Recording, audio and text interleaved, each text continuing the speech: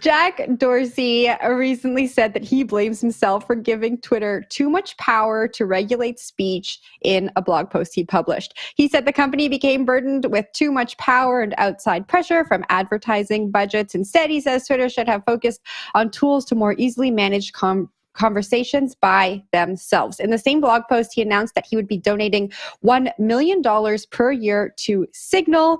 And in separate news, he has donated 14 Bitcoin worth almost $250,000 to Nostr, an open protocol that aims to create a censorship-resistant global social network. Adam, I'm kicking this one right off to you. Seems like Jack has some regrets about how he handled Twitter and is maybe trying to make up for that through these donations. Yeah, I mean, I think that it's a tough situation to be in that he is in right now. But I think that as we continue to see, the Musk-owned Twitter release new things through independent journalists like Barry Weiss and Matt Taibbi, we're seeing that he was largely a passenger, it seems, within kind of the entity that he was nominally the CEO of. And there were a lot of these decisions that were being made that intensely shaped the conversation over the last, 4 or 5 years, which were made with what sure looked like partisan objectives and kind of here's the criminal, now let's reverse engineer this thing to find the crime.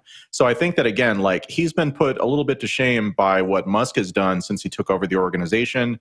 And I think that he's looking for a way to kind of reclaim some of the the high profileness, he was a really respected person, during for a long period of time in the tech industry, and kind of, I think that what we're seeing isn't a good look for him. Certainly not kind of what happened within Twitter. And as we get more transparency, I actually, now having read what I've read, anticipate that will be more obvious, not less obvious, as time goes on. So I also think that it's great, frankly, to support these additional services. And really where I would love to see something like Twitter go, and really wanted to see Twitter go when Jack was in charge of it, was towards a protocol-based type of solution here, where rather than Twitter being, this service unto itself, it was actually just the largest participant in a decentralized network that was making it so that you could eliminate things like lock-in, you could eliminate things like platform level, censorship, since there would still be this kind of lower lying under, publishing layer, as opposed to just the curation layer. So lots to talk about here, but happy to see it, but not super impressed with Jack anymore. Who wants it next? How about you, Will? Yeah, I'll snag it. I think Jack Dorsey's love for protocols and love for like a new Twitter version of something open source, something where anyone can use it, is definitely part of the story here. But I think the bigger story is really what's going on with Elon Musk right now and the track Elon jet saga. We saw last night that a lot of mainstream reporters were actually suspended for at least 7 days because they quote unquote doxed Elon's location by giving an address out. And then on top of that, we saw that Elon Musk jumped into a Twitter Spaces last night to defend his actions.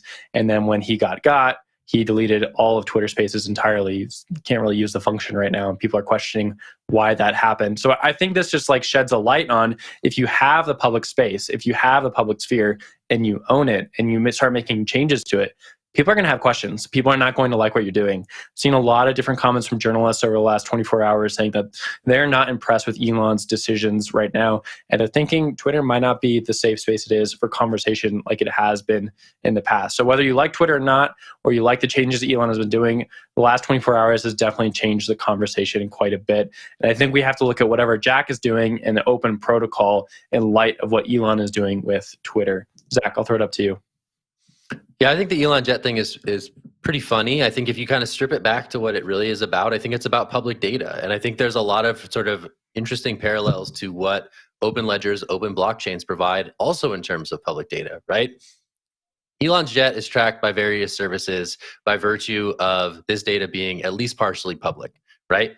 Commercial airline traffic is published to the web. I think there's some hoops that you have to go through to find the flight data for private jets, right? So that aside. But what it comes down to is an attack on public data and publicness more generally, right? I think there's a really interesting line in the Jack Dorsey post, and it is, quote, "Transparency builds trust."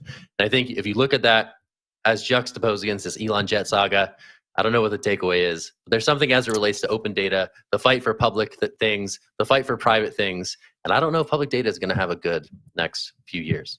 It's going to get really interesting.